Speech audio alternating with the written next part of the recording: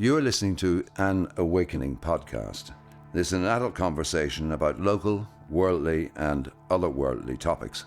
Be prepared, there is some swearing in the podcast. Hello everyone, welcome to An Awakening. For the first one here, I've invited a couple of old friends, Maury Jones and Ian McElhinney. You know Maury, I seen Maury's play, Night in November, in the White Rock Community Centre. Just 25 years ago? It's not. As scary as that. Yes, it is. Christ. It's the 25th anniversary because, yeah. It's 20. It's 25, No, sorry, 26. no, 21. I can't remember. Like, it's 25 because 1994 was when 1994 was about the World Cup. Yeah. Holy Jesus. Yeah, so there you go. Yeah, and the play came out in... It's having its anniversary in New York in April. Actually, in fact, it is 26 because the play came out in 94. The play came out there you go. only 2 months after the match. Yeah. You know, so there you go. It's nearly 26 years ago.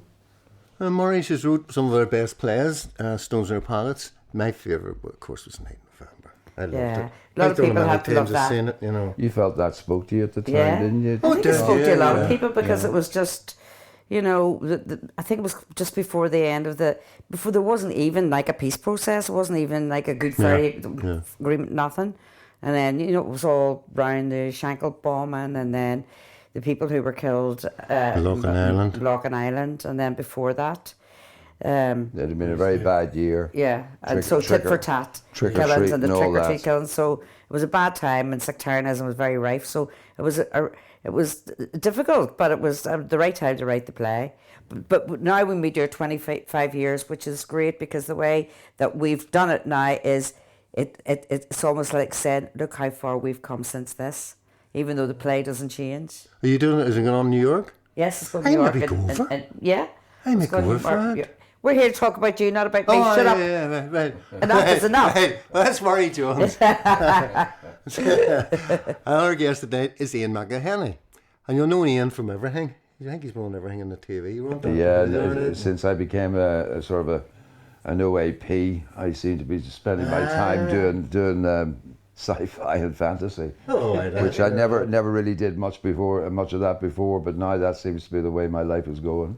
Obi-Wan Kenobi. So yeah, sort of. So Game of Thrones and Star Wars and all that kind of thing. Doctor Who. Star Wars? I didn't know about that. Yeah. I was in the what did you call that? Rogue One. Rogue One. Yeah, I was in Rogue One. Yeah. General Dodonna. Yeah. Reprising the Dodonna character, who was an original character from the very first Star Wars. Did it come up to your bit with Jack Lemmon? That was in Ken Branagh's Hamlet. Yeah. Was it, you know? That's the only time normally when it doesn't matter who you're working with, you just sort of get on with the job. You can't afford to be overawed by anybody, you know, because you're working together. But I remember when Ken Branagh did Hamlet, I mean, he had so many very well-known people in that, but I'd always been a fan of Jack Lemmon, and as it happened, I had a lot of scenes with Jack Lemmon. Mm-hmm. So, and the kids were young at the time, so I said to him, Jack, would you mind sort of like recording a little message? And video cameras were big at the time. I said, would you record a little message to my wife and kids? Which he did, which was lovely. So it was nice to have that as well. And we've lost it. Did you? Except we think we found it again. We find it again. We thought we'd lost it because it was on a tape in the video camera and the tapes were all over the house, but we managed to sort of collect them all, and now we've got them all on a little gizmo. You know, I lost a lot of my stuff. Yeah, well, this is the trouble. Unfortunately, with changing technology, things can kind of easily get lost. Yeah. Well, I'm going to be talking tonight to Maury and Ian about my life for the last 10 years. And it's basically to explain what I've went through. Yeah. Put it out there and what I found helpful.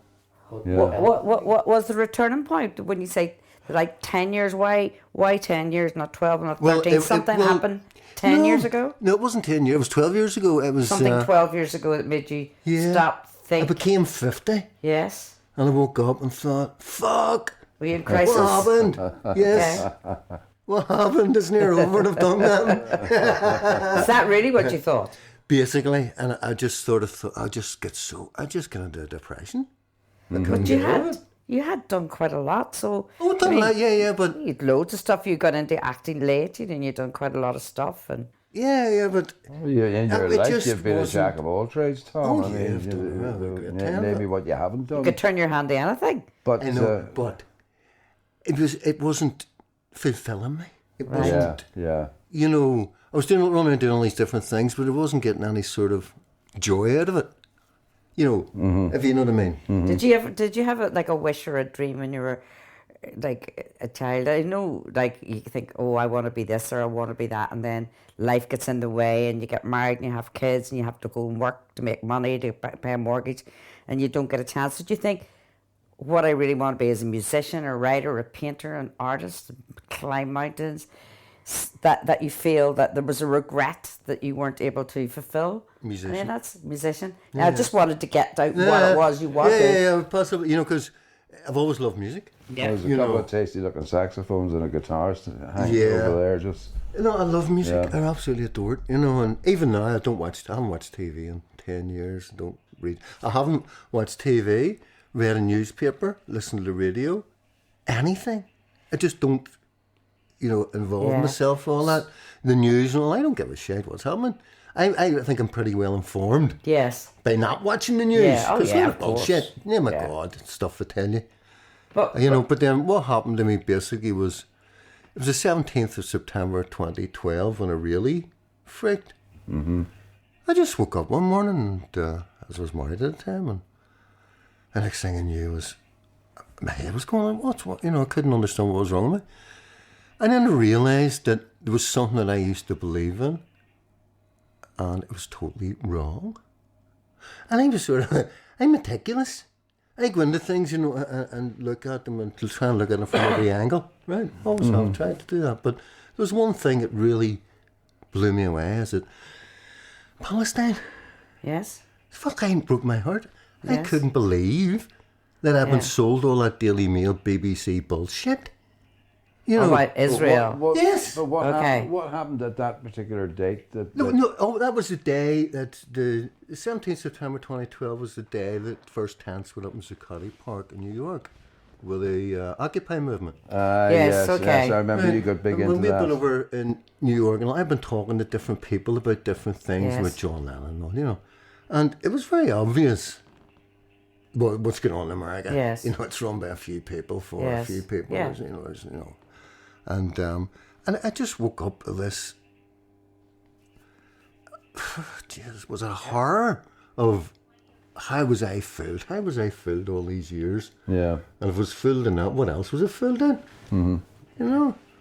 And I'm just. Well, would you just make that decision immediately without No, it really ju- thinking about it, or had you been No, reading I about? hadn't been reading, hadn't been thinking. I just And why did you woke suddenly up. believe that I don't know. they were wrong? That I have no idea. Israel was wrong, Palestine was right. Did you understand the politics, or had you not informed yourself? No, I'd been reading but reading the wrong stuff, obviously, and listening to the wrong people. And it wasn't a thought process. I wasn't sitting thinking about Palestine. Yeah. I just woke up with this. Yeah. Just woke up. And then I just seen that everything was wrong. I do remember, but politically, in the world, the way politics is and religion, it's all a load of bullshit. I do remember. In your view, In my view, Yes. yeah, my view, it's just a lot of bullshit. There's no, Yeah. there's no substance at all behind any of it. well, that's look your at the thinking. A lot of buckets. people don't believe that. I mean, that's Oh, just yeah, your I know, point yeah. of view, that you feel that it wasn't doing anything for you. You didn't believe it. No, politics and religion, never, no. That was But remind me, because for some reason I associated the whole Occupy thing with what happened at St. Paul's. You remember there was a whole lot of people gathered outside of St. Paul's, and your man Clive was the Dean of St. Paul's at the time. Yes. Because the Occupy movement, I remember you got heavily involved with it here in Belfast outside of St. Anne's. Yeah. Remind me again what kicked that all off, because I can't remember anymore. It was a tents got up in Zuccotti Park in New York.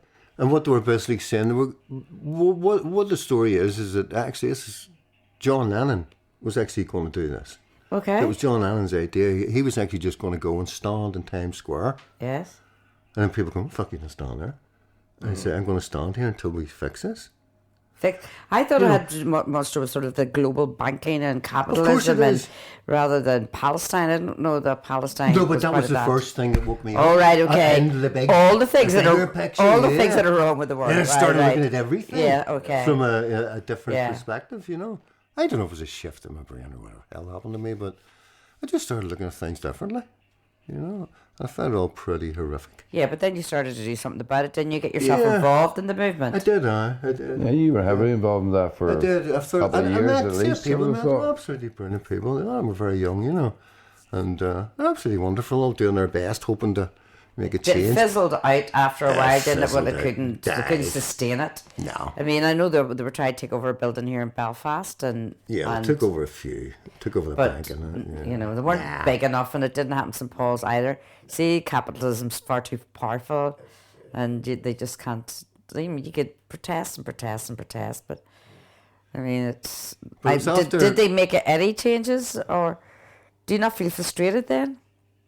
You know, all that work and all that effort and no, because the Occupy movement then led me on to meeting other people. Right. It brought me into different interests, you know, and at that time I'd been in depression for a few years, very, very badly, and I was really in a bad way. I really was, you know. I was fucking sitting here thinking about doing myself, you know, and all this sort of stuff, and I know you put a playlist on YouTube. I stuck a playlist on one night. And done what come on, next thing Sting come on. I don't really like Sting that much. Is this thing really squeaky voiced, you know, so I like it. You know, him and Paul McCartney, whoever told him I could sing for fuck's sake.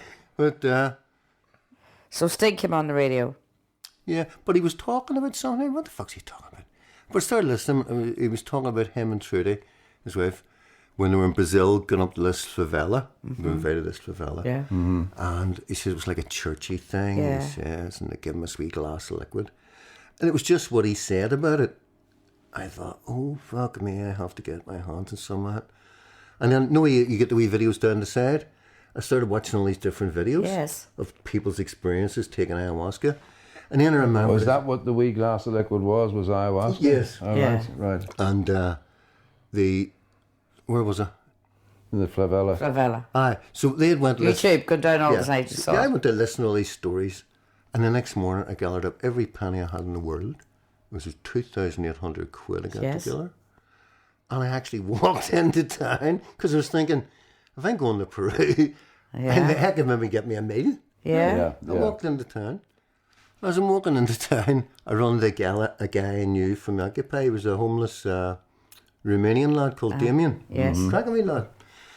And he says, where are you going? I told him. He says, ayahuasca, I know that. I said, how the fuck do you know it? He says, I was getting a lift last week up from the south, and the man that was giving me a lift stopped at his friend's, and his friend makes ayahuasca and has people round. Oh, like come round for coffee, come round for ayahuasca. Yeah. That Saturday, I went down and took ayahuasca. Uh-huh. It was all there for me. And I took Damien with me, the homeless lad. Yeah. I gave him an ayahuasca session as well. And went and did it. Is it a process? It's not just, it's a ceremony. You can't just sort of take the liquid and go. You could. No, you wouldn't take it. It'd be too much. Oh, right, okay. Right, now tell me, where I get slightly lost there. Where did this happen, the ceremony? It was just down the border. It's watch your head on the mic, big clown. Yeah. Sick. Have I done that? Yes, you done that. I just got lost there as to where you went to get the ayahuasca. Well, it was a guy just down the border was doing this. Yeah. And fucking smashing bloke, him and his wife, the loveliest people, you know. Yeah. But they've done it for a long time, but then the peelers raided it. I was about to say, there's two questions. Firstly, ayahuasca's illegal. we've already answered it's illegal. Yeah. It's illegal. Now, tell me, what actually is it? What is the substance? Explain ayahuasca. Ayahuasca is a vine that comes from the Peruvian jungle. A vine, like a vine that grows up a tree. Like a big vine that grew up a tree. Yeah, right. Oh, right, okay. Birds of things, right? Yeah. And somehow, it's absolutely no use, this stuff. They actually use it for tan leather. You know that tawny colour? That tawny? That's what it's used for. But then somehow, if you put this leaf into it, it changes. What leaf? It's Bonisteris caapi, it's called. And it's that's... another plant out of the hundreds of thousands of plants in the Amazon, and how they managed to boil this stuff for about 12 hours and then put this leaf in it to activate it. How did they even know to do it? How did they discover it? Well, when you ask them, they say people come out of the sky and told them. All right, okay. I don't. You can't argue with that. I'm not arguing with them. Well, I guess, if you're living in the jungle for generations, people are constantly experimenting with what's around them, with nature, to see is there any goodness in that plant, or any, am I going to get any benefits from the herbs and but here's the thing, plants around me? What people have got away from, or people don't actually realise, is that we have so much shit in us, pollution and antibiotics and fumes and stuff, Yeah. They've switched off a good bit from our connection to everything. To the because the people in the jungle, when you people say, oh, loads of people must have died to know what mushrooms. Yeah, they've been taking poison ones. No, yeah, exactly. They weren't taking poison. They just knew by the vibration of it. They knew by the vibe of the thing, because they're really in tune with everything. Yes. But. So anyway, so I was down to take the ayahuasca, and is it a little? Just a wee glass. Okay. Just a wee glass. It tastes absolutely disgusting. It's like burnt rubber, stinking. Okay. You're gagging when you take it. It's a wee clear, wee dark brown dark liquid. brown. Yeah. We all have mattresses. All right, on the so floor. you have to lie down in case you fall down. Oh, you have to lie Yes, down. You lie down, right? Fuck her. But what, like one little glass does you, a shot glass? Well, you can have more. I've had a few, Yeah, but when you start, one glass would be one plenty. or two in a night would be enough. But does it not take you out of yourself? Do you trip? I mean, do you go somewhere else entirely? You can't do. That's why you have to do it in company, because it'd be too risky if you just did it on your own. Yeah. Well, it's not late. It's that you maybe get. The thing about ayahuasca is that, to be honest with you, right from the very beginning, right through, it never took me too far. Okay. Mm-hmm. It just takes you to a wee place, and then next thing it brings you a wee bit further. But the very first time I took it, I never got anything out of it. Okay. So I came out, I made Damien stop and call Lennon for like a couple of pints and a steak. That's how ignorant I was in, because you don't do that after. Yeah. And we're saying, well, fucking. There's one thing that happened on that ceremony, which was pretty far out. I walked outside for a smoke at one stage, Uh-huh. and it was beautiful in the middle of nowhere. The sky was nuts. I love, big skies, stars and all. I was standing looking at it in the dark. My eyes became accustomed to the dark. There was a guy standing up the field a wee bit, and we started chatting and got a bit closer, talking to me. He says, "What are we looking at?" I says, "The sword of Iran." He says, "Why?" I says, "It's just always that thing, the Iran Nebula thing and all. It's beautiful." He says, "What were you looking at?" He says, "The Pleiades." He says, "No, why the Pleiades?" He says, "Because it was a situation, something I guess, once, and I was talking to someone, and we both looked up, and a shooting star went right through the Pleiades, and we became great friends." I said, "Holy fuck." And we both looked up, and two shooting stars went right through the Pleiades. Are you sure you both weren't tripping? No, we weren't tripping this stage. What are the chances? We're still real good friends, Sick. Yeah. Was he part of the ayahuasca trip? He was taken, yeah. All right. So did you really see shooting stars? You don't know. You'll never know. No. It was after. It was all over. All right. Yeah. What? But what I tell you, we get home, and I thought, I was thinking, was it a waste of money and all? I think no, it wasn't, because I met someone most amazingly beautiful. Did you feel better? Did you wake up still depressed the next day? No, what happened? So I'm going along and thinking, well, that was great. Enjoyed the company. It was great crack and all, but I'm not, rushing back. 2 weeks later, I'm walking up the lagoon, and I started looking at a tree. I was thinking, what am I doing? Look at this tree. It wasn't like a big oak growing ground. Yeah. Just a wee tree. There was loads of trees the same. Yeah. I'm looking at these trees, and I think, what am I doing? What is this? Yeah. I stood for ages. I put my hand on the tree. Yeah. And I connected to the tree. In what In sense? every sense, it was like I became a part of the tree. The tree was part of me. I was part of the water, the droplets, the insects, the plants, everything. I was connected. And how did that make you feel? I thought I was the fucking Buddha. Now tell me. I thought I was. And what had you taken that morning? Yeah, that's what I wanted. Nothing. Besides a fry. Yeah. Nothing. Don't think so. So you Not weren't at all. you weren't on anything. Not a thing. No. Right, right. Well, Tom, you understand. And then- Let me tell you this. I had 3 months of that. 3 months I was in this place and it was absolutely amazing. I mean, You be in your head, or not physically. everything was just, Yeah. everything just runs so And you weren't smoothly. taking anything. Not at all. Well, that's quite amazing. But you know, it's very hard for people like us to go Listen, if to someone... empathise. If I'd You have don't heard... understand it. This isn't... See what I'm going to tell you now. See if I'd have heard myself talking 10 years ago, I'd have phoned the pillars. You'd have put the pillars on. Well, how about You come out and lift me. Sarah? Something wrong with him. Get him seat till. But you know, if it works for you, that is brilliant. But then I went back. And it would put you in a very happy place. It put me in an amazing place. It cleans. It's being used now a lot for PTSD, stuff like that. It's really a big medicine now around the Yeah, world. but you Tom, know. you see, do you think you, when you were looking at the tree and connecting and everything else, and you felt great,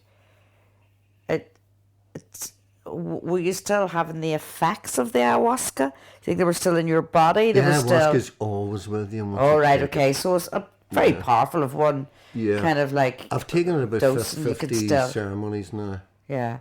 So do you think So you're? you reckon once you're taking ayahuasca, you're almost like in an altered state permanently? No. It cleans you out physically and Yeah. emotionally. It cleans out negativity. It cleans out, and believe it or not, and they know now from studies that there's a lot to do with a lot of your pain isn't yours, it's hereditary. Okay. There's hereditary pain. They know it in studies with people like the Native Americans, Yeah. Aborigines, Palestinians. You know, people have been put down a long time. That's why you see these Indians lying about blocked and how they're trees and Aborigines and all. You know, it's combined pain. It's passed on generationally. Yeah. And we all carry this and we don't even know it. But why? But it goes really deep into that. But let me get this straight. When you were taking the ayahuasca, are you saying that, first of all, mental pain, that it helped to kind of like Oh, yeah. relieve that? Yeah. What about physical pain? If you were in physical pain, did it have an influence on that too? Not really. Yeah. Not a lot, no. It has been done to do all sorts of physical stuff, but for me, no. I still had my back pain on the Yeah. years, you know. Yeah.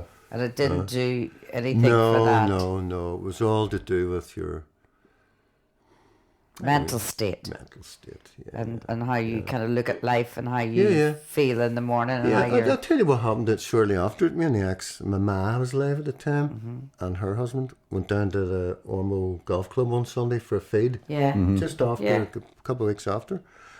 And I ordered my usual, rare steak. You know, Yeah. And I took a bite of the steak and I thought, fuck, that's stinking. Jesus, I can't do Yeah. that. And let me taste yours. And it was stinking. Everybody, I thought it was absolutely nothing wrong, man, because when I tasted my ex's steak, it was stinking. My ma on her usual Yeah. with chicken nuggets. Yeah, for Let fuck's you sake. down, you know what I mean? But it was stinking, and her hobbies was So that was you said. lamb. Yeah. I never touched meat since. I couldn't. Right. But it wasn't just the meat. It wasn't because it was meat. That was Yeah. part of it. It was because I could taste the chemicals in it. All right. Okay. Yeah, So ayahuasca made me obviously, so- this ayahuasca has had like a real kind of like quite a Life-changing. serious effect on your mental state, but not your physical state. But it sounds like So from that what you're saying there, it changes all of your sensory perception. Everything is You heightened. know, taste is different. How you see Yeah. things, how you smell things, everything is probably Everything heightened or changed. changes. Yeah. You know, yeah. But- you know, and I've done 50 ceremonies. I think that's me with the ayahuasca. You know, Yes. I was meant to go there a few months ago over to Holland for a 4-day Yeah. with a couple of friends. And that morning I woke up and thought, I don't want to go. Okay. And that's not me. Yeah, you just didn't need it. Just didn't need it. And but do you feel? Two questions. Either do you feel you've done enough, or does part of you feel, I'm actually rejecting that now. I can't go there again. I've done too much. My body can't take any more. No. It wasn't anything like that. No. My idea of it all is that if you have a football team, and none of them have seen a goalpost before, not much use of it. Yeah. And all ayahuasca doing is showing you goalposts. Yeah. So my thing's meditating.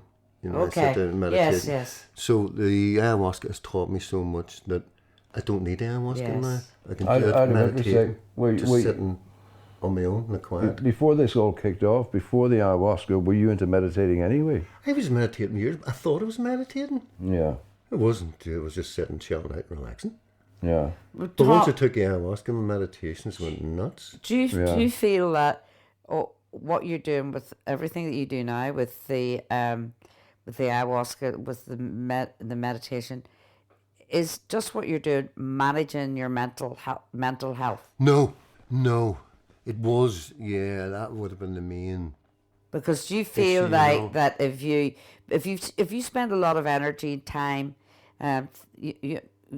with your meditation, with your mental health, so that you feel good, the purpose is so that you can go out and play your music and do things and paint, that it's not demotivating you. Exactly. That it's all you're doing is thinking about, all these things that you could do but not do them.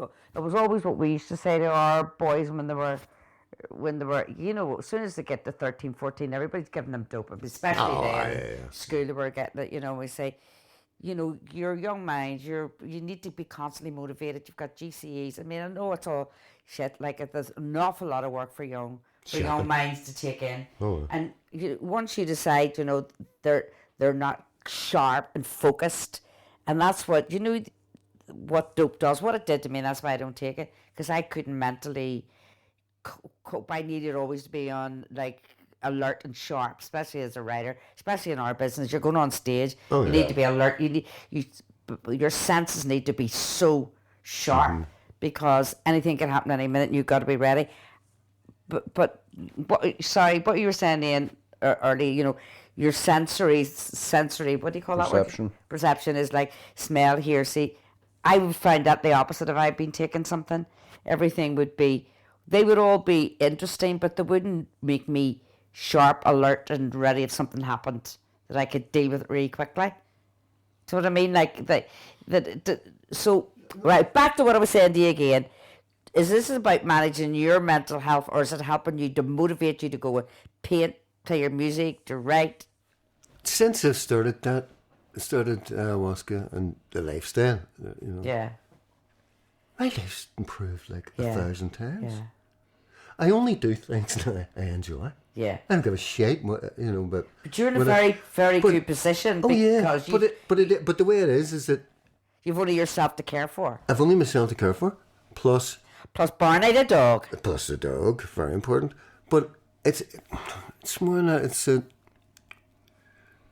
I have a great lot of freedom now. But I'm not afraid. To pick up again on what Mary was saying. I'm not. It's like I'm going to do.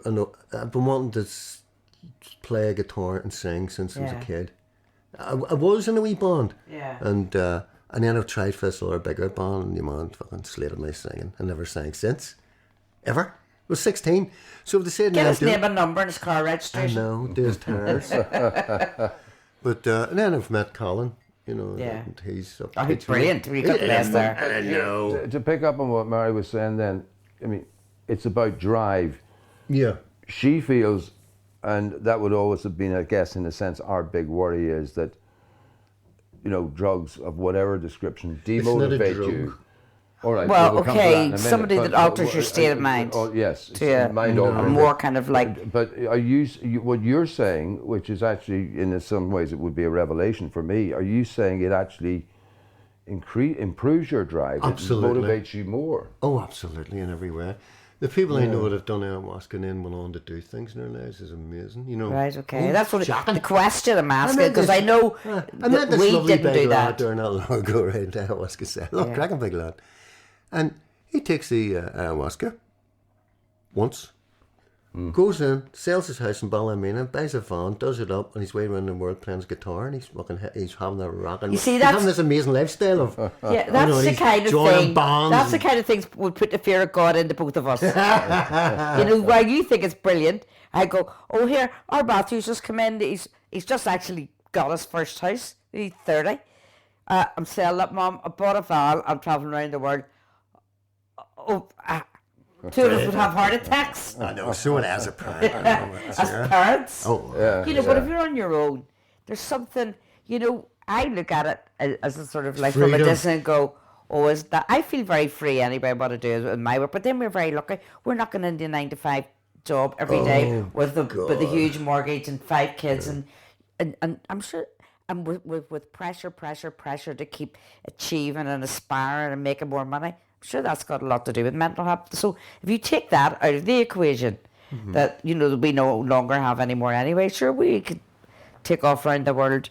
I'd have to stay in hotels, so I'm not doing that out hippie thing. At this stage of life, more than her, I could envy you your freedom to just take off and go but with I the wouldn't flow. be with you unless I was in a Go 5-star with the flow. hotel. But you see, the interesting Fuck thing that. is, I would have travelled the world and have travelled the world with great sort of like enthusiasm, but I find now that I still like to travel, but actually I don't feel the same drive to travel. I don't feel exercise like I would have done years ago. I have to do it. That said, I do it a lot as it happens. Yeah, but you think somebody pays you for it. So anyway, ayahuasca. You got to the point where you felt right. I don't need to go there anymore. Yeah. So did you go you anywhere do take else? a Tom though. I haven't taken now 6-7 months. That's great. You don't take anything. Did you go anywhere else instead? No, and well, you see, I've taken other things since then. I've taken what's called Alameda muscaria. The big red mushrooms with the white dots. dots. Italian opera singer. Yeah. Flag, Eric. And a bit of mascara. Alameda muscaria. Yeah, it's things. And what does that do for you? Something the same. Yeah. It's something. Is that something you would be better taking in company than? No, you can take it on your own. Yeah. I took it on my own. It's a long But journey. you see, the thing about all of these, this is where I would have a problem. I'm going to say it's probably the same thing. These are, just to get this right, they are mind-altering substances. Because you see, I have a problem even with alcohol. I personally hate to get drunk. I don't mind drinking. I enjoy drinking socially. I hate being drunk because I hate not feeling in control. Yeah. Now, the problem with all of these things is you have to offer up control to some degree. Surrender to it. Yeah. See, that's where I would struggle. A lot of people me have too. that issue, But Tom, here's what I want to talk to you about. Talk to me about addiction to this. An addiction to you. No, you personally and anybody personally addicted to getting out of into your real state to an altered state. You need to do that every now and again. That, in a sense, is an addiction. Oh, no. So I said to you... It's actually part of it I don't enjoy. The ceremony and all, I find them, But you still need to feel you have to really keep looking after your mental health. Do you feel you could go down It isn't just mental health. I know, but your physical health. We'll come to that in a minute, but I'm talking about your head. You're in an altered state anyway, would you? Sorry? If you compare yourself now, having had all these ayahuasca ceremonies, and if you can remember what you were like before them, would you not be saying, well, my whole life is actually an altered state? It is. Yeah. I'm happy. Yeah. Well, that's the main thing. There's very, very little gets to me now. Yeah. I used to be easy triggered. Yeah. You know what I mean? Yeah. See now, Jesus, you were good to trigger me. Yeah. I think that's what the battle is in life. Yes. I mean, to get rid of all your triggers. Yes. So as you know, right? No, you seem very, very, very happy. But the next thing, it was the big thing, is the pain-free. The pain-free is like what so many people want to... I'm totally pain-free to achieve and would love to have in their lives. I was Campbell. So that's the Campbell. So what is that? Where did that come along, and why did you go there? Well, I mean, you'd already been down the road with ayahuasca. You'd already said, I think I've gone as far as I need to go with ayahuasca. So why the need to find this other thing? And I was using Campbell with the ayahuasca. But it was... It was like a calling. I swear to God, it was. I tried Cambo a few times just before ayahuasca, so it didn't really. Let me just back you up there. We said, where did you get introduced to that? How did that Down come in the about? place was getting ayahuasca, the border closed. Right. And they gave me a few times before ayahuasca be offered, Yeah. And I took it. I didn't think it done much for me because I'd taken it and then done ayahuasca. So any benefits, I just put it down to the ayahuasca. Yeah. And but Are you talking about pain benefits or mental benefits? Pain. Both actually. Okay. Combo, yeah. The way it was discovered was in the jungle.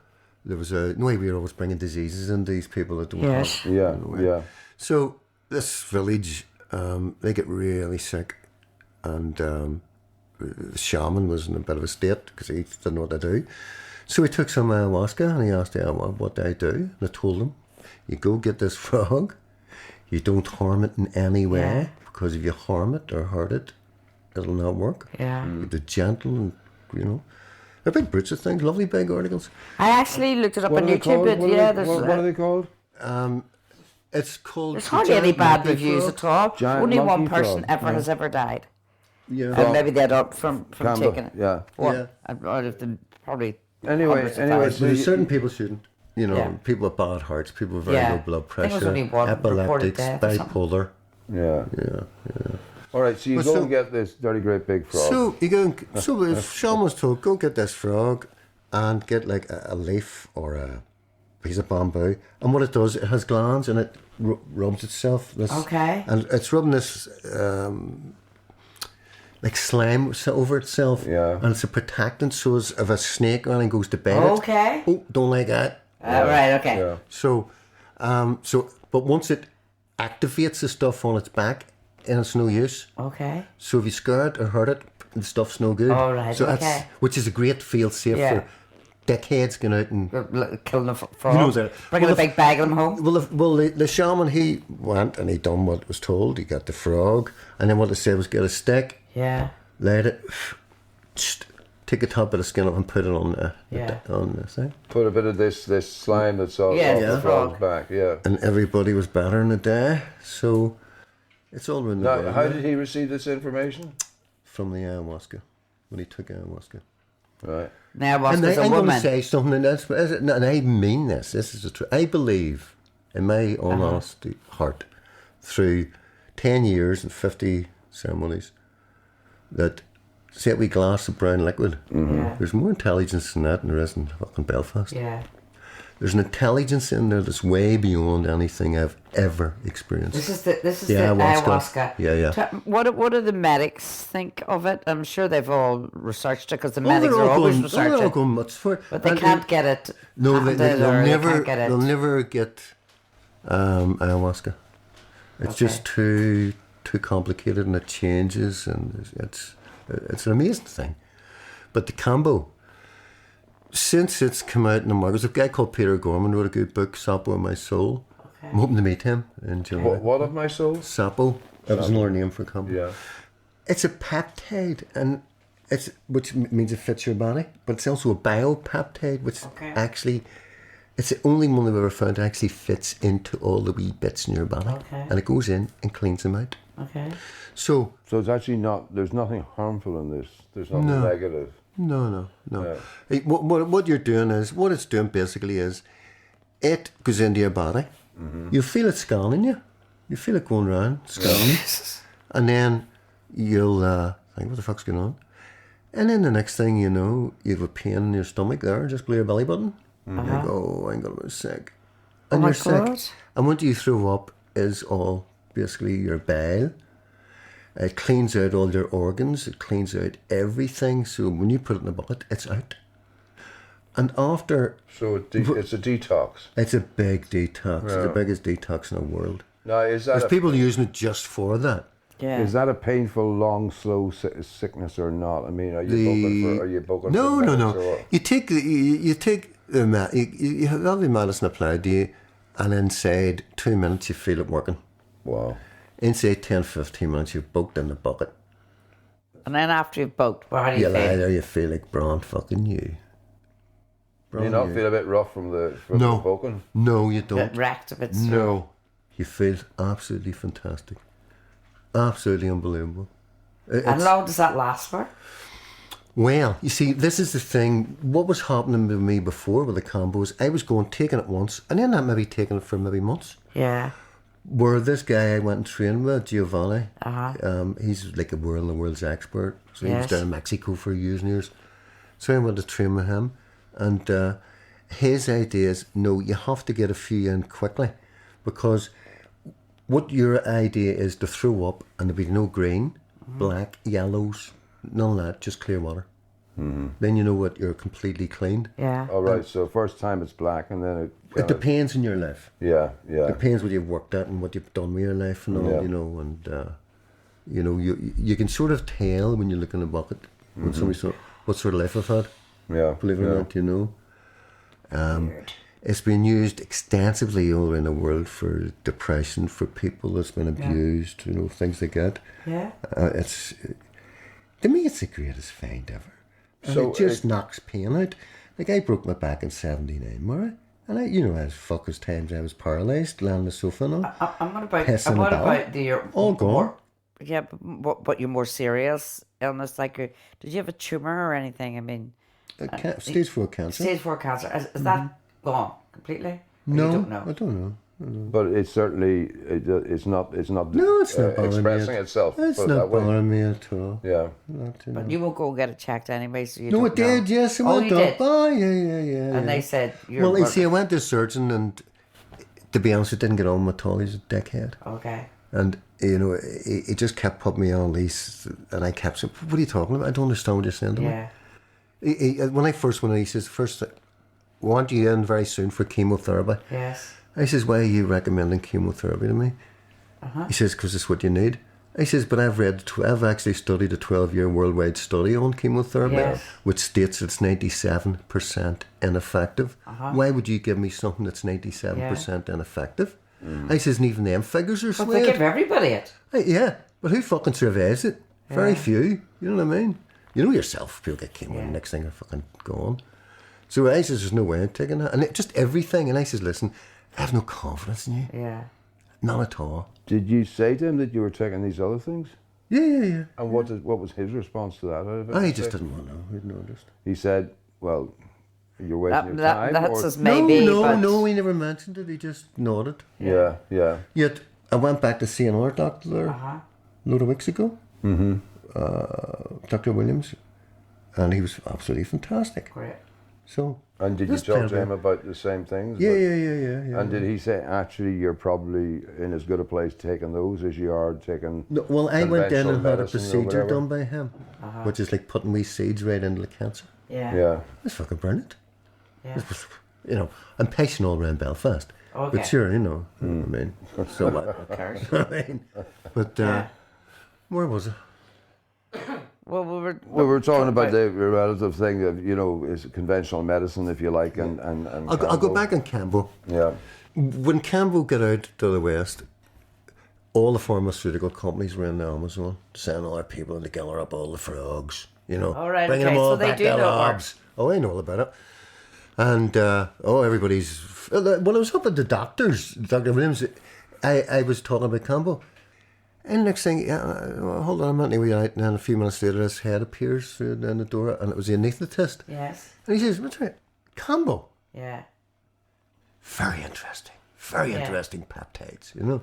It is. All the pharmaceutical companies wanted to take all the frogs out and do their business, right? Yeah. But as soon as you bring a frog out of the jungle, frog stops producing the goods. All right, okay. So then, which is great. So now they have to deal with the... They don't want to be setting up a kind of a But what they've done is they've actually isolated all these different peptides in it, right? Yeah. And one of them is now, one of them alone. So what do they have brought and tried to breed them and make up sort of like an as if, like a false jungle? Of course they've been trying to do it. Yeah. Of course they're trying to do it, but how with could all you? the right conditions, like in a hothouse. You couldn't, because you don't know what are they going to be eating that you don't know they're eating. I know. You know, you wouldn't know. That would be a difficult thing to do, wouldn't it? I don't know. There wasn't a Well, I imagine, I'm sure there are people who would work at it, you know, and do their best to try and I'll tell you why they're working. Even one of the peptides, and they're discovering all these all the time, right? One of them has got a pain-killing capability 4,000 to 5,000 times that of morphine. Whoa. And it's non-addictive. Whoa. What's that in a frog? What it does, it goes in, it opens the doors, goes in, closes the doors behind it, and does the business. Yeah. Whereas you take morphine, it goes in, rips the fucking doors off, goes in, the doors are lying open, flapping, you want more. Yeah. With this, it's totally non-addictive. But that's now on sale at the minute for very expensive racehorses. That's ridiculous. I know, but that's just, it's pharmaceutical companies, for fuck's sake. I know. But are you saying that, well, if it's on sale for racehorses, is this something that they're trying to develop for further down the line as just a very efficient painkiller? Oh, they will. Oh, yeah. It's on its way. Yeah. I have used the pain-killing capabilities for myself. Has been on. It's life-changing. Yeah. I used to be sitting. I get pains in my knees, my toes, my fingers, my fucking hips. It's unbelievable. Like. Elbows. You know, I've smashed that many things up, over the years. Well, what did you do? It's all gone. Was it nerve damage or was it discs or what? I broke my back in the parachute accident and I smashed my arms up, my shoulders, and fucking you arms, broke several legs. bones? Oh, everything. But the back, did you damage discs at the time? Yeah. I had to get an operation though. So I was in a bad way for a long time. Yeah. All that pain is gone. Not a bit. Nothing. Zero. But more importantly, it clears you out mentally as well. You know, your garbage, your rubbish, your negativity. So if you took that, you would need to take the ayahuasca because that's doing what the ayahuasca is doing. Well, the ayahuasca's done its job. Yes. You know what I mean? It's done its job, The Cambo now, for me, is basically my health. Yes. But how? Physical. It's a pretty aggressive thing. Well, to somebody like me who's never done it, it sounds like a pretty aggressive thing when you do it. How frequently would you have to do that or want to do it? That's where it was with Giovanni. Giovanni reckons you should do it until you're thrown clear. Yeah. Most normal people, 3 to 4 treatments, they're running clear. Mm-hmm. And then if you do it like once a month after that, that's your top condition. And I mean, are you sort of following that agenda? I should try this once a month, or are you more relaxed? I done it every other day. What? Is that not too much? Was there lefty inside? Jesus Christ. It was fucking wonderful. Was that? It really was wonderful. It's not easy to do. It's not easy to do in yourself. Yes. Yeah. But not a pleasant process. What I got out of it, I don't like the other. I had a terrible headache the other day, and I got up, and I put 2 dots of Cambo on me. Yeah. The headache was gone in 5 minutes. Did you throw up? No, number 2. No, it takes 10 to make me throw up. But it did the trick as well. It done the trick. Well, do you know what? Then the Cambo would be fine if you only took like 1 or 2. You wouldn't have to throw up. But it's not getting rid of the deep stuff. You need to get rid of all the deep stuff first. Yeah. You know what I mean? So you keep the Cambo here. Does it just stay fresh? It's keeping the fridge. But how do you get this stuff? I mean, I get it direct from the It's not legal. It's legal, yeah. It's legal. not illegal. Is ayahuasca illegal? It's illegal. Ayahuasca is illegal because it's hallucinogenic in a sort of way, Okay. Whereas but it's not hallucinogenic. No, there's nothing like that. And I mean, it wouldn't be sold obviously over. No. No, I get it direct from the tribe and the taste tribe. So you have to have a contact. I have a brilliant contact. That's the only way you can get it. And how do they get that to you, Tom? Just through posting it? Okay. And obviously it stays fresh in whatever form it's posted. It doesn't. No, I'll show you. Hold on a second. So this is the frog stuff. Yeah. But I mean, obviously, it must have some sort of. You would assume it has some sort of lifespan. Tom, does it have a lifespan? Like It keeps for a long time. It does. Yeah. Cool, Yeah. That's it. There. What it is, get the leaf and then I put on these sticks. Yeah. You see, Where's the leaf? It's in the jungle. Get the leaf to scrape it off the frog. I was in the jungle, but do you have any of it? The leaf? No, that's the stuff on the stick. Oh, that's it. That's it. Let me whiff it. I think there's a whiff. No real smell of it at all. You heat that up and you take a cotton bud. No. I get a bit of incense and go like that, do the skin off, and put water on this, and scrape it with a knife, and then put it on. As soon as you put it on, you'll feel it. How much just is like on 4 that? wee dots, 4 wee pimples. Oh, I see. This is the stick, and that's the secretion there. Yeah. So 4 wee pimples of that on your So skin. you've used that Everybody's much? And that's enough to kind of like make Oh, you I go through a lot of them sticks now. But all right, so you get this. It's good for Quite several months. extraordinary. It looks like a lollipop but- stick. but- I mean- lollipop stick. I'm doing this because we're on radio, so I have to imagine- explain it. Imagine what would happen if you Looks like a started. lollipop stick. Imagine what would happen if you started licking that. You I'd be out of my mind. I'm already out You of my could be mind. seriously, It would probably kill seriously you. sick. That's what I was Would going kill to say. You'd be seriously Possibly, you sick. can't take it. Yeah. It's poison. I mean, you're only taking wee dots. They I mean, use it it- is poison. they To use to it make on you their that sick, animals it's as gotta well. be- to get rid of all those But I toxins, mean, it's got to be be a poison. fair, like it looks very innocent, like it's just a wee stick I know.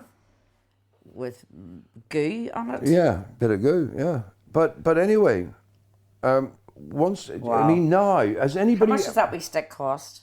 Oh, I can't remember. Every time it's different. I swear to So God. they is just it- sort of make up their prices. Is it expensive or is it actually reasonable? No, enough? it's reasonable enough.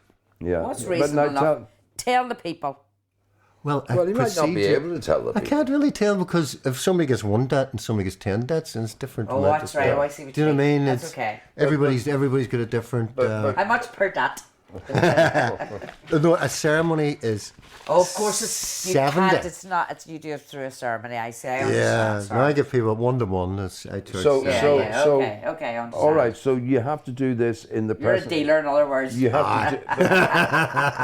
To get this And right. you don't want to talk about your sources. You have to do this in the presence of somebody else. You shouldn't do it on your. I mean, you do it on your own because you're used to it, but you shouldn't really do it. No, on you your own shouldn't do it on your own. It's because you're going to be that dangerous. sick. Well, no, Yeah. if you're going to be sick, what happens if you fainted or you? Ah, that's yeah, true. If you or fell, whatever. faint, it's true. You I fell or vomit. something. Yeah. Yeah. Sit Yeah. in your bucket and your book or But something. I mean, now, Tom, you've cleansed yourself, and now you do this with some regularity.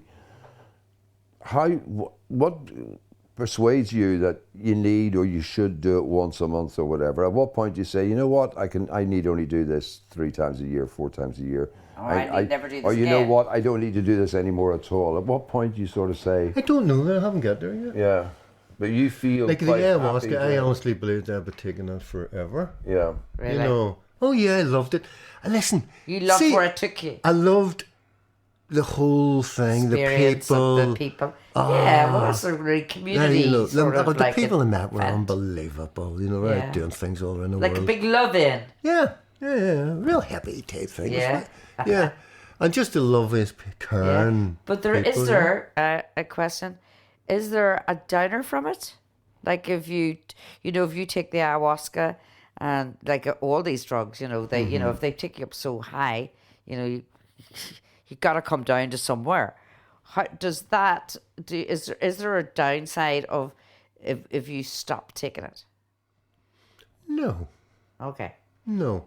So do you know it's difficult no, to I- understand if you go to that space and then the next day you're back to your You're like not. a lot of drugs. No, no. When ayahuasca takes you to a place, you don't go back to the same place ever. So you stay there. You'll go up and come back a bit, maybe. But you'll not go back ever. Do you crave So, having to go back to that better altered state and state that you're in? So what I mean, I'm just No, thinking no, about no. the No, the No addiction. addictive thing, yeah. No. What you crave is the feeling you have after it. Well, that's See, for a couple of weeks, that that's you the just addiction feel it. part of it. No, it's not an addiction. It's just this feeling Craving of pure the feeling is same as drugs. cleanliness. So You this feel is that. so I know we're clean. back to the ayahuasca now. You're talking about. And so, Maurice so felt. for even a couple of weeks after the ayahuasca, you could feel this is amazing. For a steady sort of plateau for Yeah. days on end. Oh, you can rather have than it for a just- lot. I had it for 3 months. Right. In the first time. Now let's Where push everything the, is beautiful. Every Right. plant, every tree, yeah. every. Well, that is a bit mad. Drop In it. me and him, gorgeous. Let's push the ayahuasca side. Cambo now. Combo. When you take that, what's the difference in that sensation, or is there a difference? Afterwards, Yeah. I just feel new. Yeah. You just feel, that. Do you feel? all the old bits? You think, oh fuck, that's wore out. That's Sounds done. fantastic. Do you know- actually feel healthy? Oh, shockingly healthy. Yeah. And I mean, when you decide, let's say it's a month, whatever it is, you want to take it again.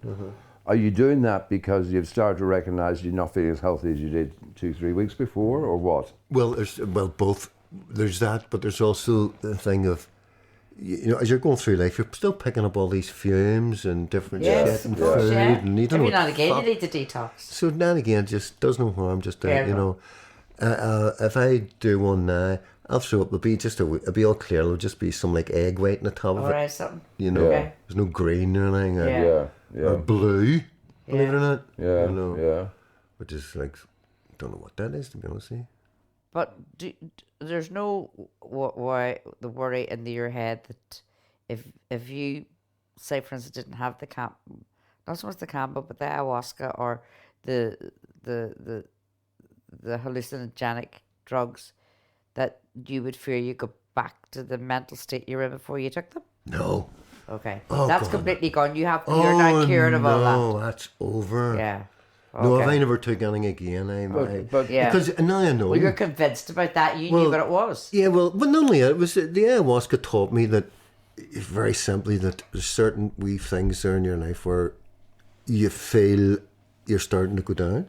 Yeah. And ayahuasca likes to recognise that very quickly, to stop it, arrest that, not going there. Okay. That's what it done for me, so... Yeah. You know what it's like if you start going down, you're in a slippery slope, and away you go. Yeah. With this here, you catch on really, really quick. All right, so it's kind of like identifies, what's making you feel like, I mean, instead of going block it all out and go up to this kind of great it's place. not that. It shows you every single thing that you're doing wrong, or it advises you. Now, for a long time, I was going to ceremonies, and the ayahuasca was getting these sort of like messages, and I was, fuck it, But then one day, this woman says to me, she says, do you do what the ayahuasca tells you? Uh-huh. I said, what respect? Which is really yourself telling you. Yeah. Your higher self or whatever, I don't know. Yeah. And I says, no. She says, you never think? I says, I will now. Uh-huh. And I started doing that. And Jesus, my life changed so quick, it was unbelievable. For an example, can you think back? And you mean it was a positive change? All positive. Yeah. You think back, something just running into people that you just need at that moment to help you, or or you to help them. It's just sort of like, I don't know, connects threads up. Tom, just to ask this only because I know this, and I'm sure it was very traumatizing, dreadful for you after your friend died. Did that have a very bad effect in terms of because you were there, and that was just a horrible thing to happen to it was anybody. shocking, yeah. I loved him. He was a great bloke. Yeah, but the thing is, it's the horror of the whole thing. Is that still there? Have you dealt with all of that? No, that's all gone. But was that part of what might have pushed you into feeling that possibly, depression at the time? Must have done. Not that I'm maybe put words in your mouth, but I mean, but your best friend and but the accident was like. horrendous. It was horrendous. Totally traumatic. Yeah, but the kid, he fell off a cliff. Yeah. So, he fell off a cliff. We're all pissed up and down. And you were there, and with his child. I know, and my child. So you had to deal with those children. Yeah, my big lad was only 11 at that time. And your friends at the bottom of a cliff. Oh, it's horrific. Yeah. It's a terrible trauma. But I think you get all the things just built up in you, don't they? You don't even realise how deep they are. Yeah. You haven't. I haven't a clue about Did you deal with that particular thing? Oh yeah. And met him. Yeah. Okay. Yeah. Well, whatever way you've dealt with it all. Well, here's a story, and I know it sounds a wee bizarre. This is the truth. I went up to see my big lad one day, and he says, "What's wrong with me?" I says, "I'm fed up."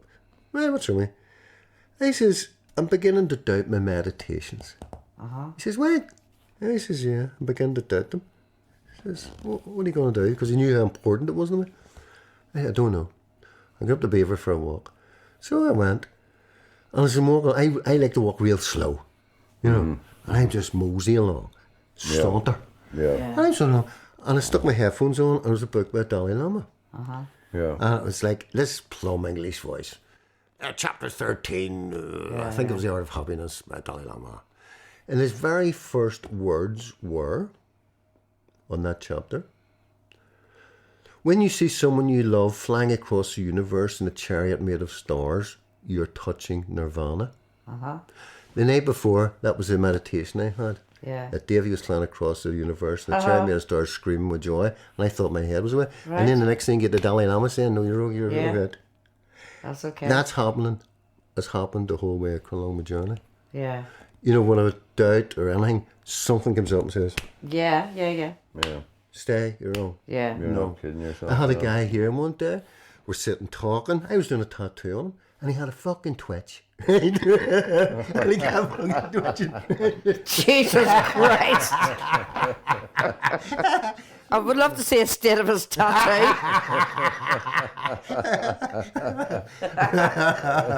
No. It started off as a straight line, ended up as a spider.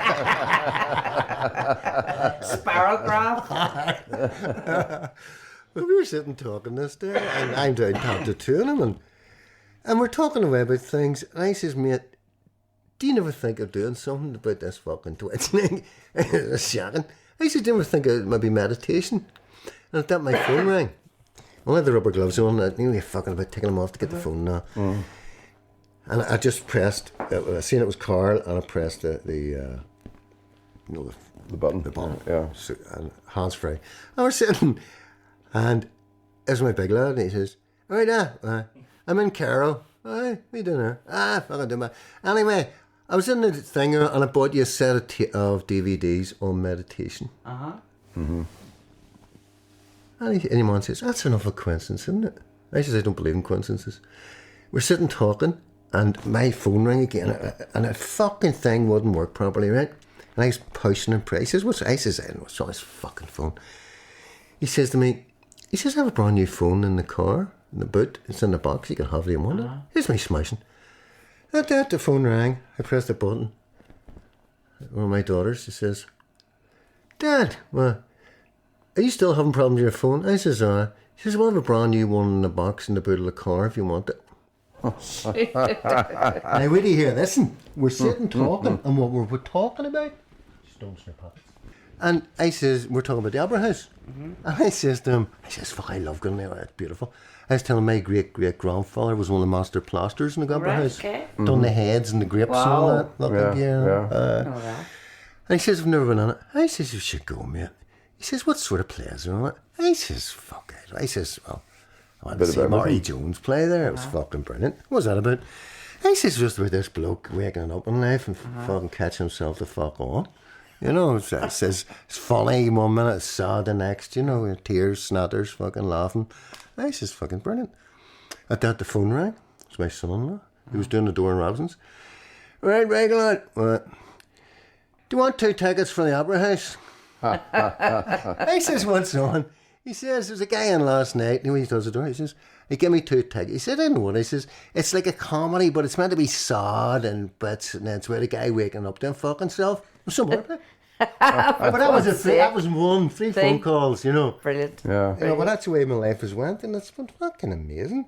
Karma's good, in Karma other is words. wonderful. Your karma's good. That's all the karma. And the thing is, Oscar, the Cambo, DMT, that's another wow thing. Was that another mind-altering thing? Yes. Yeah. It lasts about 10 minutes. And what do you do within Very those short. 10 minutes? You just sort of like go somewhere. You will see things you will not believe. Yeah. Ever. You'll see colours you've never seen. You'll see entities, people. Wow. You'll see Aztecs and ancient Irish fucking queens. You'll see all sorts of things. And they'll talk to you, and they'll touch you, and you feel them touch you. No, it's gorgeous. Freaking me out now. And after 10 minutes, that's You're it. back in the room, you could ride your motorbike home. Seriously? You don't move about, you go, don't be touching me, or you're gorgeous. But but just to do a comparative thing here, we've had ayahuasca, now got DMT, we've had a combo. DDT. Are you saying that in terms of how it makes you feel, and really actually in terms of the effect it has on you, even in the doing of it, that actually combo is the most effective of the lot? Or are you even trying to compare one with another? That's a biggie. I'm trying to figure it out myself. Yeah. But they're both for 2 different The combo has actually helped me. For the health, really, more than anything else. But it's also brilliant for your mental health too. All right, okay. Oh, combo just... Well, then actually you probably wouldn't need the ayahuasca unless you just want to decide, you know what, fuck it, I'm just going to go to those lovely places because I can. But he doesn't do the ayahuasca anymore, He still would. Oh, it still would in the right situation, yeah. I just don't feel But you're not. There's no big downer from it, so it's not that addictive. But if you stuck with just the combo, then when you're mentally feeling well and your body's well, then you don't need to go to another place with the ayahuasca. So the combo is it's making your well-being perfect for you. Yeah. So you can get up and play your saxophones or your guitar, do your painting. So it's not putting you into, as they said, such an altered state in your head that you can't do anything. No. So actually, if you just stuck to the combo, but the ayahuasca never did either. Because as soon as the ceremony's over, you're back. You know. So you're in that place for a while, wherever you go. Yeah. Well, but you actually don't need to do it unless you decided, well, it's quite nice to do that every now and again. Me? Like, you know. No, I'll stay at a 5-star hotel instead of a 1-star one, just for the luxury of it. No, I want in a hut in the jungle. That's not you, for frick's sake. Yeah. Well, that's just the difference between you two. Well, okay, it's an analogy. In other words, like say, well, I could do this, and I don't need to have that kind of like state of mind. Like I say, instead of 2-star, or going to say, do you know what? I'm just going to be good to myself. I just want that kind of freedom. But what I'm saying is, like, it's not like staying in a 5-star hotel. What I mean is, like, when you take the ayahuasca, you don't need it, but somehow it's a lovely thing. It's a luxurious thing to do for your head. I needed it. It saved my life. That's what I'm asking you now, but do you need it? Ayahuasca? No, ayahuasca's well, done its job. I mean. Unless you decide, I'm going to do it anyway, because you're still doing it. I would seriously think of doing ayahuasca one more time. For what reason? That's what I mean. To thank it. Just purely thank you. That's it. Yeah. I don't want anything out of it. I want thank you. Why do you need to do it? Say thank you to it? Do you think because you go into that state where you see the spirit? It has a spirit. I see. It's a very feminine thing. It's like it's called the madre, the mother. Mm. It's really mother, really. Okay. It's like your granny hugging you.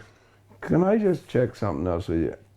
Way back when you started out talking about Peru, are all these drugs, is that their home? Yeah. Is it mostly nearly every pharmaceutical you've ever seen comes from Peru, from one way or another. Really? Synthesized from some plant. So the Amazon is, I mean, now given that, I mean, there must be other parts of the world where there are all sorts of equally kind of effective hallucinogenics or whatever. Yeah. But given that, has anybody ever done a study of the people who live in that region as opposed to the people who live in another region in terms of the impact of those natural sort of like plants on the people? You see what I mean? You know, I mean that somebody's what must is have their done health and well-being, some sort of anthropology of the people and their lifestyle and their well-being and all that kind of thing. They wouldn't have this. Well, I don't know what the lifestyle was like, but they wouldn't have the worries and the stress and the mortgages and the kind of. I mean, God bless them. They've got a lot of stress now with Bolsonaro and everything that entails. But you know, historically, you just wonder. I mean, were they almost like? We might look at them as, God, that must be a tough life, but they might actually consider themselves a blessed people. Oh, they're blessed. You know what I mean? Well, see, the first time ayahuasca was brought to the West was nearly 1500s. Really? When Cortez and his cronies went into South America. Yeah. And when Cortez and his cronies went to South America, they brought their priests with them. Yeah. And the priests were given ayahuasca. And they brought some home to the Vatican, and they were told, kill everybody. That's why they killed over 100 million people in South America. They tortured children sorry, tell me, who killed who? The Catholic Church killed over 100 million South Americans, tortured them to death. Right, for the purpose of? Hiding ayahuasca. because they knew once I got out to the west, there were no popes, there were no kings, no queens. Oh, it was the ayahuasca was the reason for it. Yes. Now, hang on. They killed over 100 million people. They tortured their babies and all for them to find the shaman, and they wiped them all out. And they thought they had it wiped out. There was only one wee tribe way up in the jungle, and they didn't. And that's how it got back through. Really? They were that frightened of it? Yes. Why did they kill 60 to 100 million North American Indians? To get rid of the pio-cacti, which is exactly the same thing. I thought it was for land, but... No. You know, no. Well, they had to get rid of their spiritual thing. No. The Catholic Church, when they go into place, they just wanted to wipe out the indigenous people's religions. Well, right? Well, they went over as missionaries as well to kind of like convert them. Isn't the mission all about that? Is that around that time? Well, yes. I mean, they were interested in converting, but the other side of conversion is that somehow or another you destabilize the existing religious sort of beliefs. Aborigines, they'd be frightened of all that 40 million stuff. Aborigines to get rid of their dream time. 60 to 100 million North American, 100 million South Americans. What was their main fear then? Because once you take ayahuasca, you don't have leaders or queens or kings or anything. Really? Oh, absolutely not. But I mean, okay. Let's bring us to. Because you realise what total bullshit that is. There's nobody better than me. So you end up like a complete anarchist. No, well, you do need government. You need somebody to do your roads. Well, it'd be interesting to know. I mean, absolutely. But you don't need everybody, every level in that being corrupt. In those societies, I mean, were they to be the project manager, for lack of a better word, were they communal, or did they actually have some sort of hierarchical structure? They would have probably had to have some sort of hierarchy. Well, the shaman would have been he would have been the focus. Yeah. And there would have been obviously a head of the tribe, and there would probably be deputies to the head of the tribe. So I mean, there would still have been some sort of sense of hierarchy and some sort of sense of acknowledging that somebody's got a bit more pull or a bit more status than you do. Tribes of chiefs. Yeah. I don't think Prince Charles has got more savvy than me. I know, but no. They would be used to that structure because I mean, if you watch these, they have a chief. And if somebody wants a divorce, they have to go to the chief. If it's an issue, the chief brings all the elders around and they make a decision who does what. So everybody has a kind of like a master. You might not like yours. Even a commune at some point will have some sort of structure. Most communes end up with bloody dictatorships. Yeah. I know that's true. We're talking earlier there about the Anna Mascaria. What is an animated mascara? The big red massive mushrooms with white dots. Yes. That you always had the wee gnomes sitting on his fishing rod. rod. Yeah.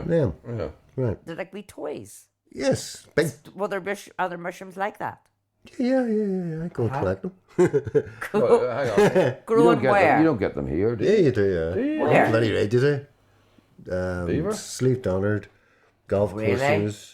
Yeah. How do you know what I'm... No, but hang on. They're not obviously not poisonous. No, they're not. Listen, people tell you, we're told they're poisonous.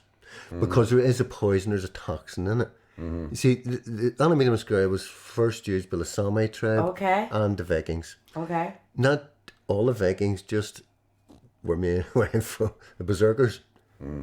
Where berserk comes from. Yeah. They were like the king's guard of the Vikings. Okay.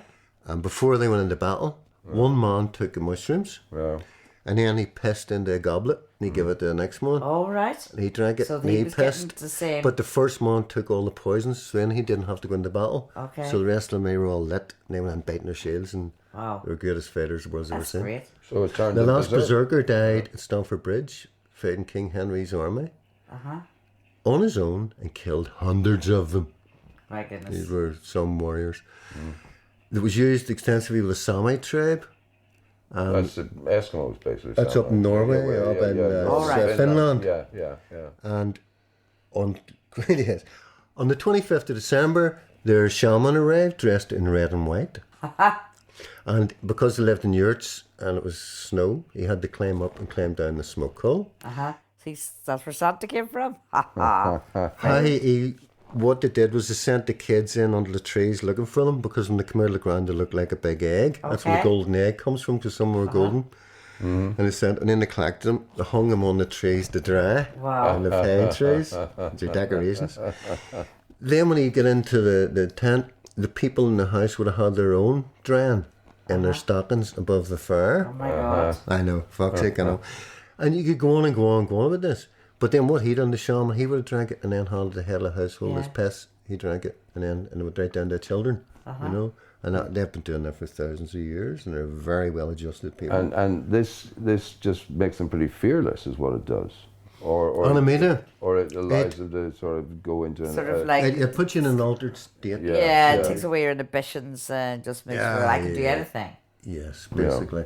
Yeah. I took it, and it was a long journey. It was about 12 hours. I was gone. Where?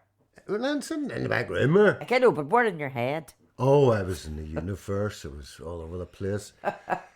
Was it good or scary? I came out of it. Did you have anybody hold your hand for all of that time? No. You're not hungry? I was sitting and I thought, holy fuck, that was nuts.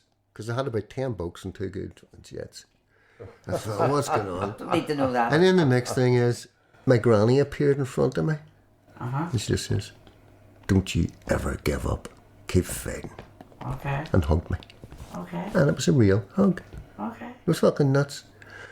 The Finns don't use it for getting in touch with our ancestors. You know? So now that's that kind of mushroom. So they're And then lesser. there's ordinary magic mushrooms, the ones we get, them. everybody You get camps. them in Ormer Park.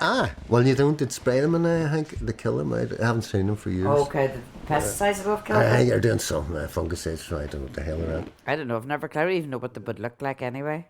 Yeah, that's it. They are being used now all over the world for like PTSD. They're using it in different clinics all over America for troops and stuff. You know, for so they would be. What's the effect of those mushrooms? ones?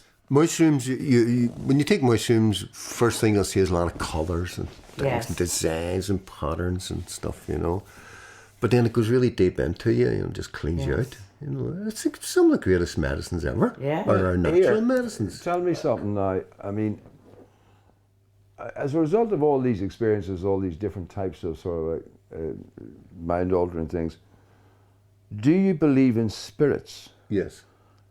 Before all this started, did you believe in spirits? No. So Believe in nothing. But you definitely feel now there is such a thing as a spirit world. Absolutely. Of course there is. And you're in touch with it. Here's one for you.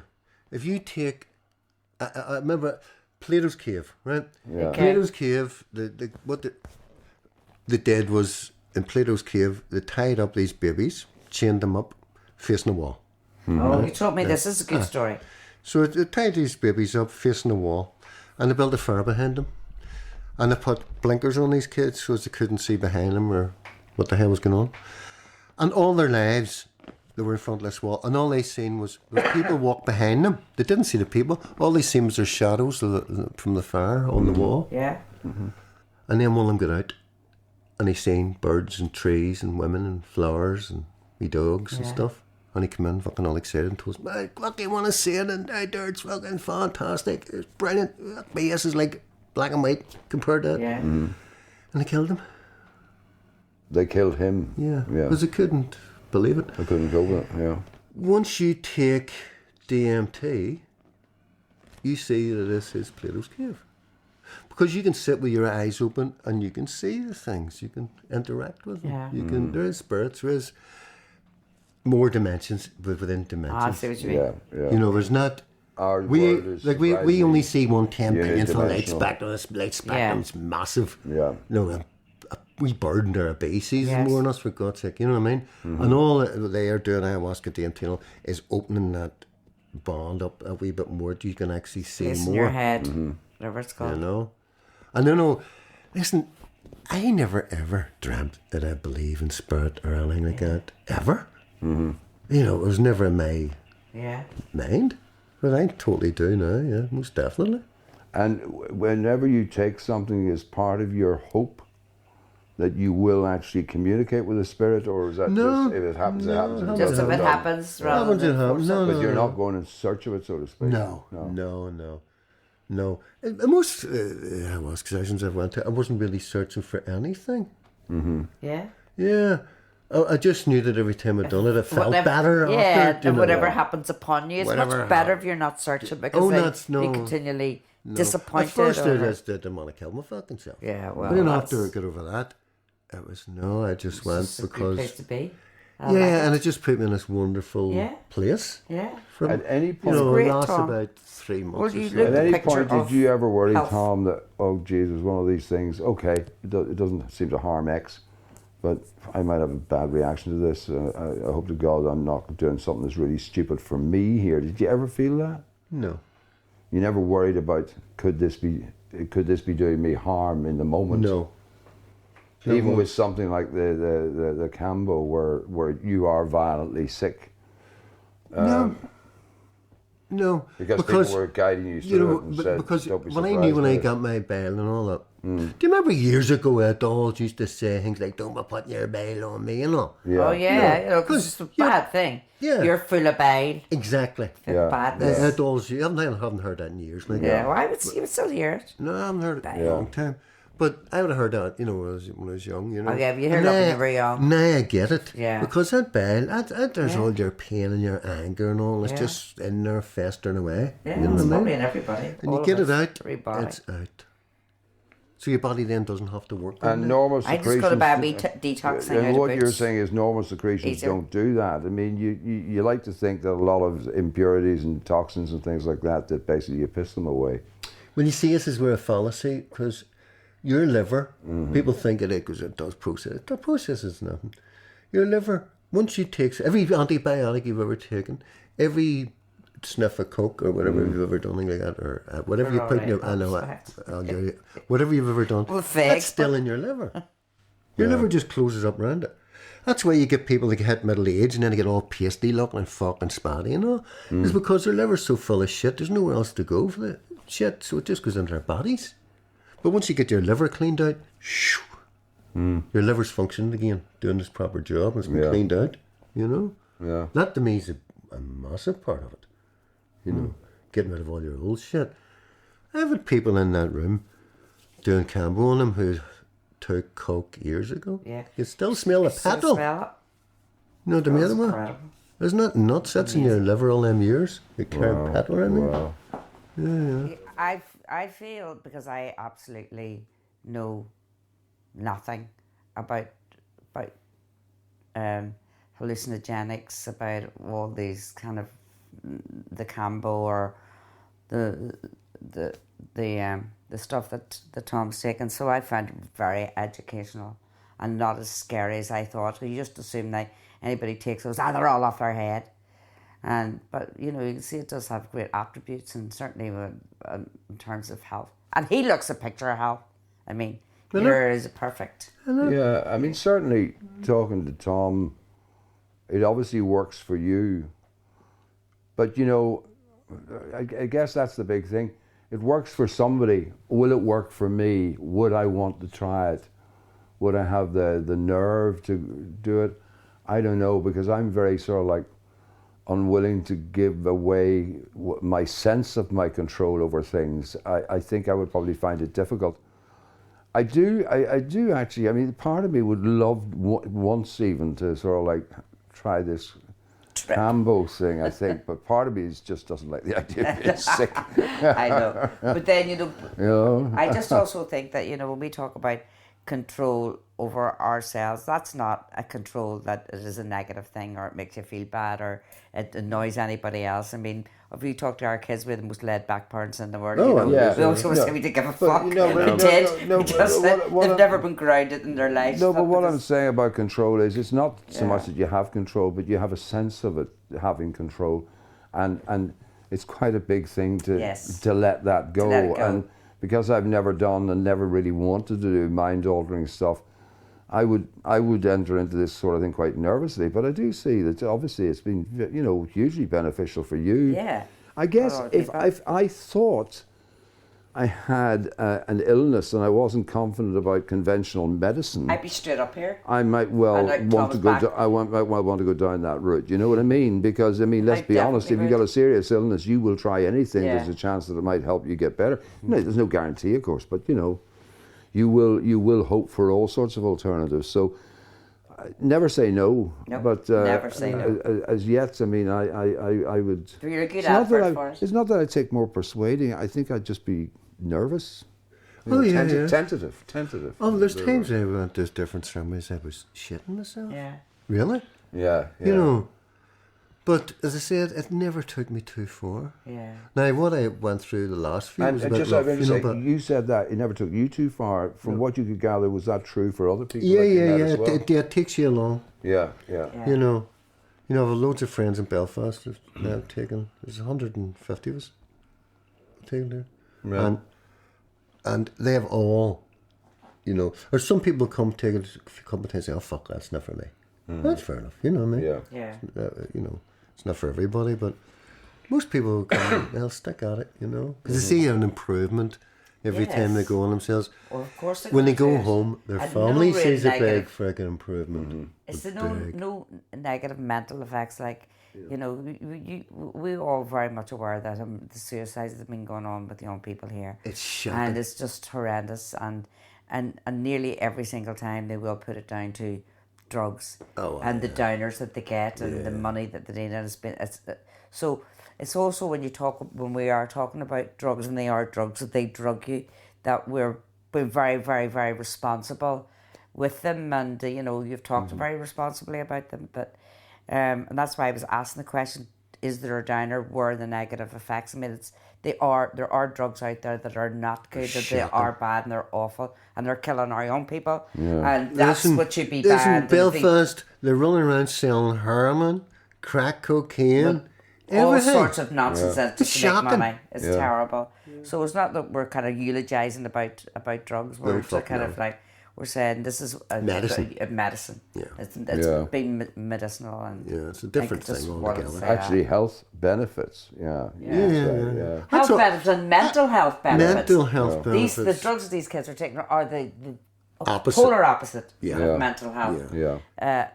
Well-being. In fact, that's what's in the main. That's what's doing it. They've gone through a process. They haven't really come. They're not natural, if you like. They've gone through some sort of processing, and they're full of God knows what all shit. Chemicals. You know what I mean? It's really, really, really, really bad. Sad. Well, listen, it was absolutely brilliant.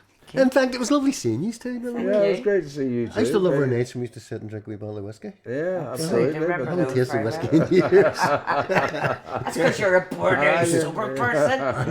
I know. You're completely Sober. cleansed now. I tell you what, since I'm cleansed, and like I am well cleaned out, like. I know you even drink, you're a born bastard. I know. Alright, that's fine, wrapping it up. I'll still take a wee fag now and again, that's it. That's okay, let's go and have one. Thank you. Yeah, let's go and have a fag. Listen, everybody, thanks for listening. See you next week. Cheers, Rob. Thank you. Bye.